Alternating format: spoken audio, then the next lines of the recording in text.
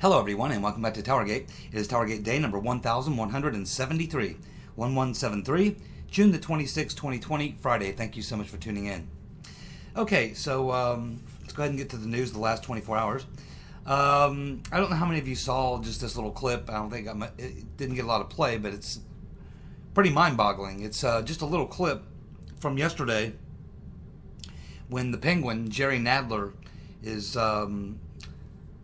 speaking in his committee, and I'm not sure what was going on, what hearings it was. I'm not really sure because it's a very short video clip, like 10 seconds, but it's just a quick video clip where the Penguin is talking about the DOJ and Bill Barr and what they're investigating and all these kind of things. And in the course of that, he uses the phrase, that we're investigating imaginary things like Antifa. Imaginary things like Antifa.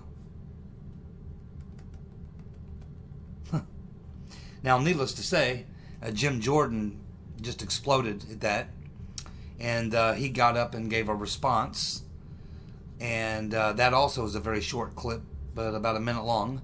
But clearly, Jim Jordan destroyed the Penguin on his statement referring to Antifa as an imaginary thing. But if you want to know, really, that says a lot. It says a lot. It tells you the level of sickness and hatred for Trump and all of us that the Democrats have. For the country, for all of us, for the rule of law, for the security of the country, the history of the country, and everything else. You cannot be living in the real world with even a slightly below average IQ and conclude that Antifa is a figment of all of our imaginations. This is an actual group. It's not a fiction. And they're a dangerous group, whether you're on the left or the right. If there was a right-wing group, if Antifa was a right-wing group, I would hold the same opinion. I don't want to see groups like that. They're dangerous to our system of government. They're dangerous to the country. There's nothing good going on when you have that kind of thing going on. This is not what you want. This is not. I don't want to resolve issues. I don't want to have. I don't want to deal with the issues by using these types of groups. I want to have a philosophical discussion, very sharp discussion with the facts and the evidence and the points that you're going to make your case to the citizens or to the people on your committee or to the people in the hearing or whatever. It's a robust debate on the issues. That's where I want the fight to be. That's the arena. A battle of ideas. Not rogue element groups out roaming around the countryside, assaulting people and committing acts of violence, committing acts of essentially domestic terrorism, burning down buildings, destroying businesses, and all these things. This is not this is not the way that I want to work through our issues and try to persuade people to one side or the other. And when you have this type of a group out there, it's seriously a threat to the Republic. And the Penguin has to know this. I find it very difficult to believe the Penguin is so out of touch with reality that he doesn't actually believe Antifa is real, that he thinks it's a figment of our imaginations. I just find that hard to believe. So, if that's the truth, then Nadler does know that Antifa is real. It is not just something in our imagination. Which means that he's essentially providing cover. He's providing an umbrella over Antifa so that they can continue what they do. Protection. And you can only draw, you have to draw a conclusion from all this. You have to look at this and say, so Nadler can't possibly be this stupid or that out of touch. He has to know that Antifa is real, so why is he providing cover for them? And I think it's becoming more and more obvious that there is an association between Antifa and left-wing organizations that are, legitimately connected to the Democratic Party. The Democratic Party knows very well what Antifa is all about. And it's looking more and more. I mean, if you look at this, you can only conclude that the only reason that we give cover to a group like Antifa is because Antifa are their foot soldiers. Antifa are the foot soldiers of the Democratic Party. This is the only conclusion you can draw when you think this through logically to its conclusion, is that the Antifa and related groups like them are the foot soldiers of the Democratic Party. Then you have to go to the next logical question: are there financial ties? I mean, is there money going from people involved with the Democratic Party, the actual party? Is money flowing from them through middlemen into people like Antifa and groups like that? And of course, the conclusion you have to draw is yes. There are connections between the official Democratic Party and various organizations that raise money, and that money finds its way into Antifa and other radical left-wing organizations. And so it's not it's not a crazy statement to make or anything like that to reach a conclusion that Antifa and other related groups like them, radical violent groups, are literally the foot soldiers for the Democratic Party, and that is why they will not call them out. Not only that, we have the Penguin giving them cover. That is a frightening thought. That's a frightening thought. Now, I fully believe Trump's going to win the election, but just imagine if he didn't. These would be the people taking control. That has got to put the fear of God in you. That has really got to scare you. That is serious business there. I've been watching the Democratic Party for my whole life. It's never been like this before, my friends. For those of you who are 20, 25, 30 years old, I'm telling you, the Democratic Party was always kind of the liberal party. But years ago, even the most corrupt Democrats, they would not have covered for a group like this. This is new. This is different than anything I've seen before. And it's creepy. And I think people better be paying a very close attention to this. And my big fear is that they're not. We've become such a pop culture type society and a country that maybe it's because of the 24-hour news cycle, maybe it's because of the internet. I'm not exactly sure where to put my finger on it, but this country radically changed. The people changed in the way that they express themselves politically, with their votes, with the comments they make, with the things that they tolerate, the things that they accept as normal of the body politic. None of the things that we're experiencing now, even back in the 90s when Clinton was president, early 90s, none of this would have been by the large scale of people across the country, including a lot of Democrats. None of this would have been even, remotely acceptable in the country. What we see happening now, you would never see the conversations and the reactions that we see now with this sort of culture war that we're dealing with right now. You never would have seen people respond to it back then, even 20, 25 years ago, the way you see it today. There's something radically has changed in the American electorate. And I think it has a lot to do with what's been going on in the educational systems, in the colleges and universities, in the high schools, the junior high schools, the elementary schools. There's obviously been a process of indoctrination that has been going on for a very long time, 2-3 generations. And it is finally beginning to take hold as, the World War II generation and their offspring begin to pass on. The next 2-3 generations coming up clearly have not been operating with the same information, background, history, education. There's something going on. And my fear is that even if we finally, as a country, stumble onto this, understand it for what it is, that even if we did, I don't know that we can reverse it. It may be too deeply ingrained.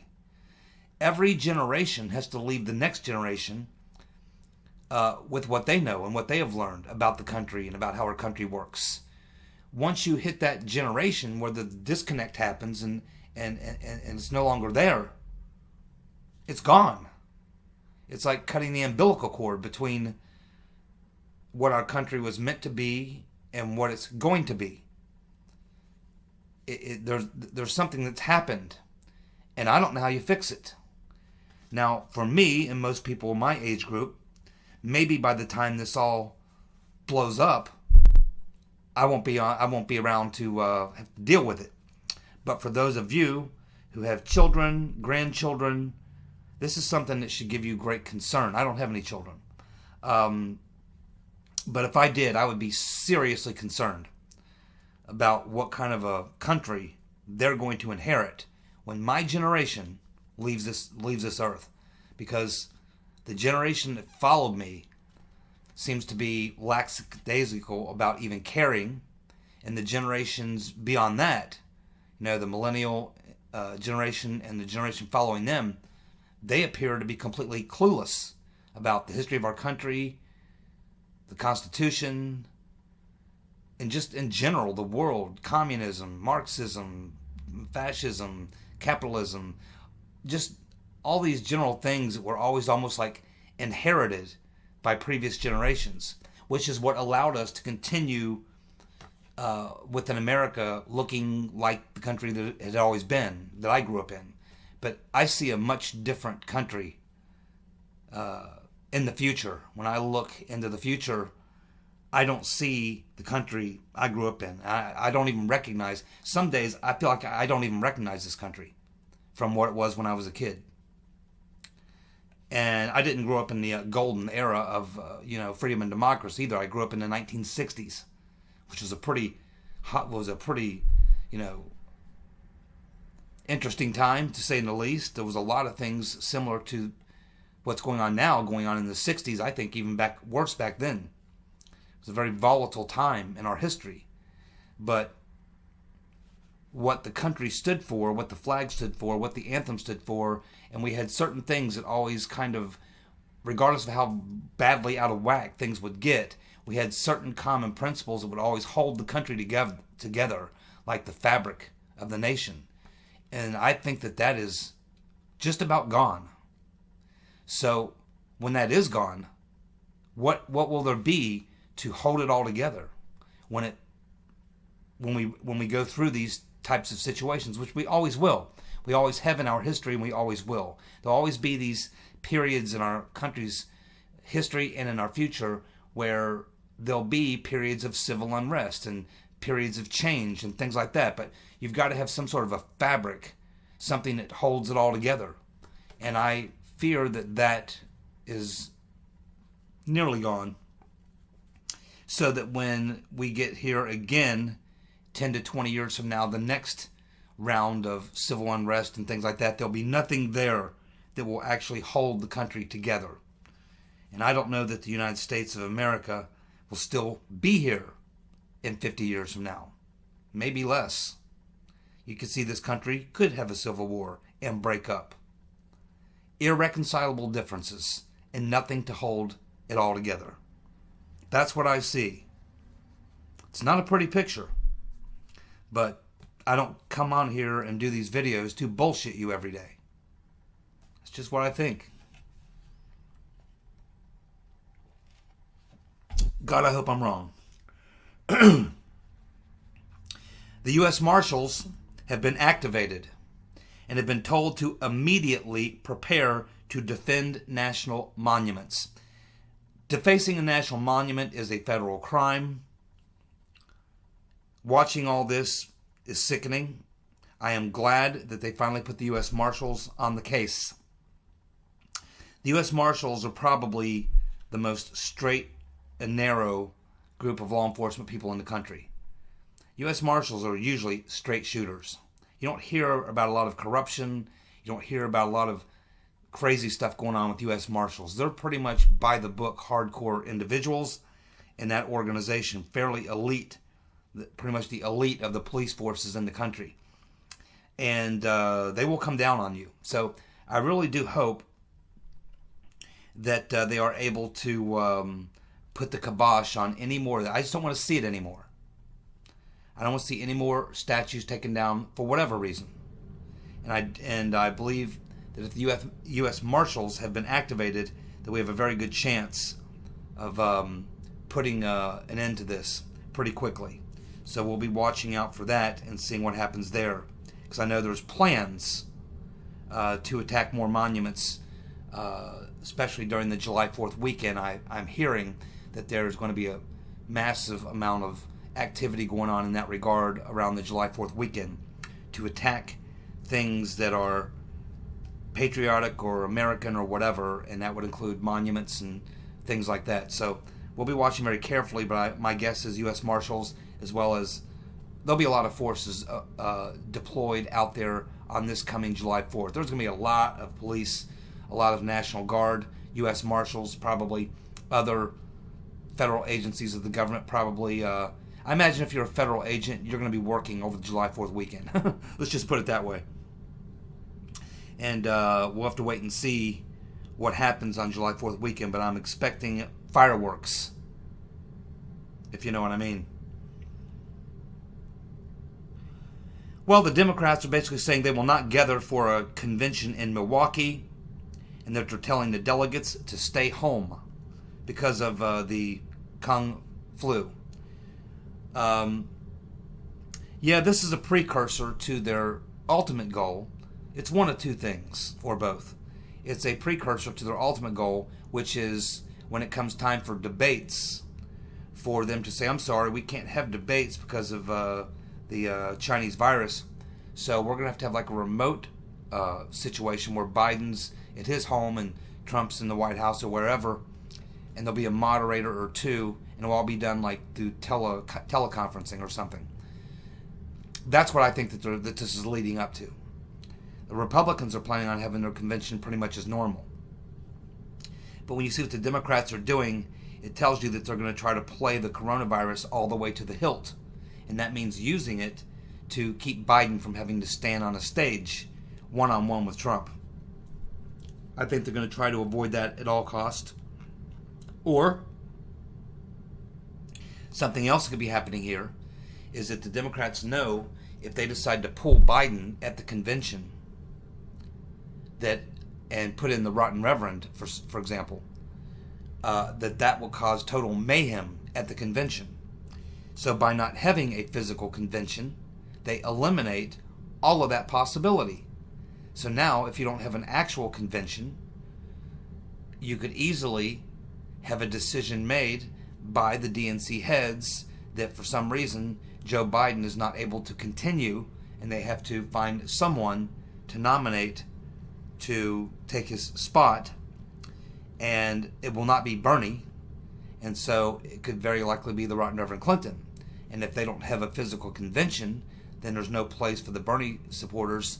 They will not have time to rally, to raise hell, and any of the other groups that will be opposed to the Rotten Reverend or just what the DNC is doing. So it could be a cover for some event like that as well. It could serve several purposes. I don't know exactly, but I still continue to this day to have a hard time believing that they're going to allow Joe Biden to take the stage side by side with Trump in a physical debate. I find it hard to believe they're going to allow that to happen. We'll keep watching and see exactly what the game is here, but I can tell you there is a game at foot. I'm just not sure what it is. Something going on. Something is going on. Well, many of you saw the clips from the Project Veritas, most recent Project Veritas investigation, where you literally have a Facebook moderator joking that we should hand over Trump to the Iranians and collect the $80 million bounty. And of course, they're joking about it. Now, if this were, Republicans and a Republican Facebook employee making that joke about Obama, you can imagine what will be happening at this point. They would be shutting Facebook down. I mean, it would be over. But yet, these types of things can go on, and it doesn't even get a bit of a media headline. Not a single left-wing media organization will cover this. You can bet on that. Not only that, he's got someone in this video who worked at Facebook and has pretty much come forward, is cooperating with Project Veritas, and he basically says, "Oh yeah, it's at Facebook. I mean, it's straight up. It's the policy at Facebook. The policy at Facebook to ban and block conservatives." The power that social media has to influence elections is unlike anything we've ever seen before in this country. And it's pretty clear that Twitter, Facebook, these large corporations, and some of these corporations, you're talking like the Pepsi Cola Corporation, you're talking about Nike. I mean, these are huge monster corporations, all in the bag with these Silicon Valley corporations, which control all this social media and control all this advertising and have all this influence. And it's very dangerous at this point. And that's why I say, if Trump would win the election by a mile, he'd win probably a 40-state landslide if we had a fair election and fair media coverage. But that's not going to happen. And when I look at this pop culture sort of minded country that we live in now, it's very likely that these large tech firms could sway an election to go one way or the other, because a lot of these elections come down to a handful of swing states and a couple thousand votes in these swing states, and they can target the social media.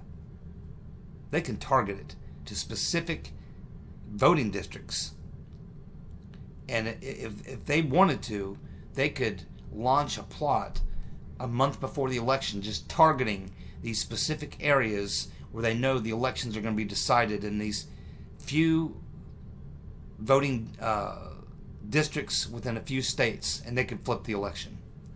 It's really dangerous, and I would like to see whatever the DOJ is working on right now. I wish they would speed it up and get much more aggressive.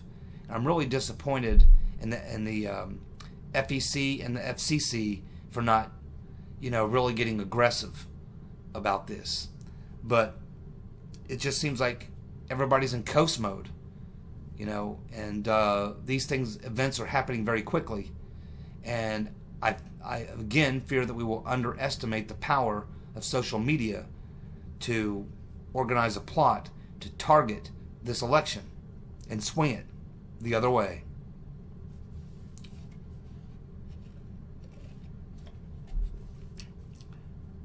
We had the BLM leader on Fox News basically saying, if America doesn't give us what we want, we will burn down the system. So you're talking about less than 1%. A man speaking for a group that represents less than 1% of the people in the country, saying that if America doesn't give us what we want, we will burn down the system. Well, first of all, shame on Fox News for even putting this guy in the air. Less than 1%. If they don't get what if the less than 1% don't get what they want, they'll burn down the system. The problem is, the less than 1% has a lot of powerful, seriously evil people behind them. It's a tiny, tiny group of people with another fairly small group of very wealthy tech firms and other crooked corporations that can use, the money that they have to create a lot of chaos and cause a lot of problems. And I just think we ought to be paying attention to this stuff. And shame on Fox News. You should never put this guy in the air. We had Sidney Powell also going over on Fox, saying that January 5th meeting was in fact a criminal conspiracy. And these notes from Peter's Been Stroking Us lay out very clearly the orchestration of a criminal conspiracy ordered by Barack Hussein Obama. It can't be much clearer. And this is why I was pretty upset with Attorney General Barr a couple of weeks ago when he said that essentially Obama and Biden are off the table, that they're not being investigated. When in fact, it's nearly impossible to believe that Obama did not know what was going on. And now we know that he not only knew what was going on, he was one of the puppet masters orchestrating it. I wonder if he's still off the table. If you can't take down the kingpin, then everyone else, if you're gonna come up with an excuse why you are not going to charge the ringleader, then all the other people in the ring, all they have to say is, well, we were following orders from the ringleader. And if you're not going to prosecute the ringleader, you can't prosecute us. That's what I was so pissed off about in that video. We'll see if Obama is still off the table. He shouldn't be. Based on what we just learned from these notes, clearly shows that Obama ordered, essentially, with those comments he made, ordered an investigation into Flynn. We don't know what else was said in that meeting. This is just a little bit of what we know. But we surely know what happened in the months after that. The coup happened.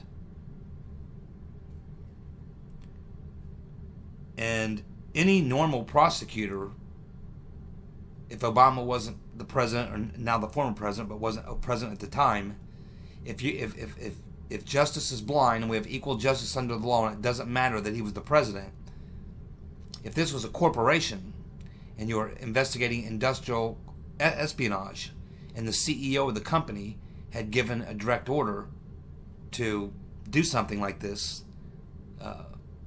create some crime, he would be under investigation and would likely be indicted as one of the criminal conspirators. And I don't see how you can indict a criminal conspiracy and leave the ringleader out of it.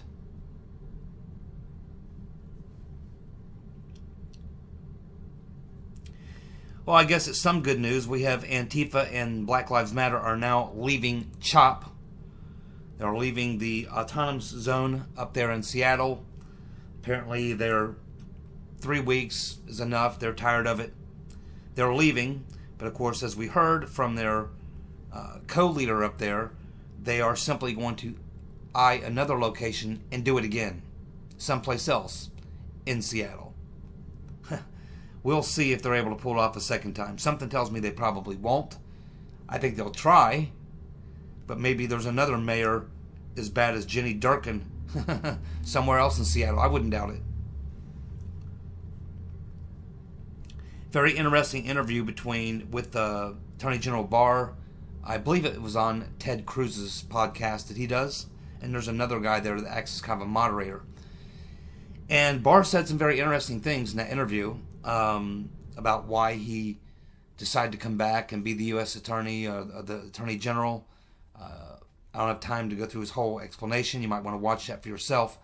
But he basically says, yeah, he was sitting back watching, what was going on at the DOJ and realized that the president was being targeted and that there was nobody there, not so much to defend the president, but to defend the office of the president and to defend the rule of law. And he felt it was so desperate that even though he really didn't want to come back and deal with it because he knew what he would be walking into, he said he just couldn't sit back and watch it happen. But he was asked about the violence going on, and particularly on the desecration and the destruction of all these statues and monuments. And Barr said, hey, just so you know, we're viewing a lot of video. He said there's a lot of video out there. We have a lot of people working on it at the FBI. There's a lot of video. He said that even though it's not being reported too much in the news, he said we've already indicted 35 people, charged 35 people for desecrating monuments, destroying monuments. And he said he has currently over 500 investigations, individual investigations going on at the FBI specifically on the destruction of these monuments and statues. Over 500. And he said that, he said they have a lot of video and that they are going to identify many of these people and they will be prosecuted, according to Attorney General Barr. That's good and that's important. What's even more important is that when they do this, that they make sure that it gets reported so that these people know that you're not just going to knock down these monuments, deface these monuments, and get away with it. You know, if you're on video, we're going to try to find out who you are, and you are going to be charged. And these are some pretty heavy penalties defacing a federal monument, up to 10 years in federal prison, and some pretty serious fines. So we get this release of this handwritten notes from Peter's Been Stroking Us, which clearly lay out that Obama and Biden were central figures in setting the coup plot in motion, as well as specifically going after Michael Flynn. And yet, not a single peep from the left-wing media. Literally, here is the evidence of a coup right in front of your eyes. That's what those Strzok notes are. They are the hard evidence of the former president orchestrating a coup against the incoming administration. The smoking gun. Yet, it is nothing but silence. That's why I'm telling you, we live in very dangerous times. As Ron Paul used to say, truth is treason in the empire of lies. So what they've been filling the airwaves with for the past 2 or 3 days to cover all this and not have to talk about the Strzok notes and everything else is the Chinese virus. It's back. It's back on the front page again. And it's all they're talking about for the past 2 days. Why? Because now Trump's going to go out and do rallies.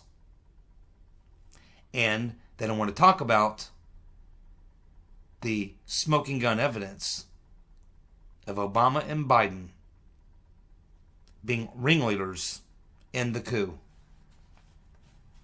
Most of America will never know. That is why Attorney General Barr, John Durham, this U.S. Attorney Jeff Jensen, and the other U.S. attorneys that are on this case have absolutely got to bust this conspiracy wide open. It has to be impactful enough that people have to pay attention and that the left-wing media must cover it. Now, they can cover it any damn way they like. Because ultimately, the facts and the evidence at the end of the day are going to be what is going to be in recorded history. And if Trump wins the election and Barr remains Attorney General, they will be the ones who will write that history. And that's why it's so important we pay attention to everything that's going on right now. So you hear it say all the time, this is the most important election of our lifetimes. Well, this really is. You know, as far as like Bush versus Kerry, whoop-de-doo. Take your pick. Obama versus McCain. Whoop-de-doo. Take your pick. This coming election ain't nothing like that. Thank you so much for tuning in. I'll be back tomorrow with more TowerGate. See you guys. Bye.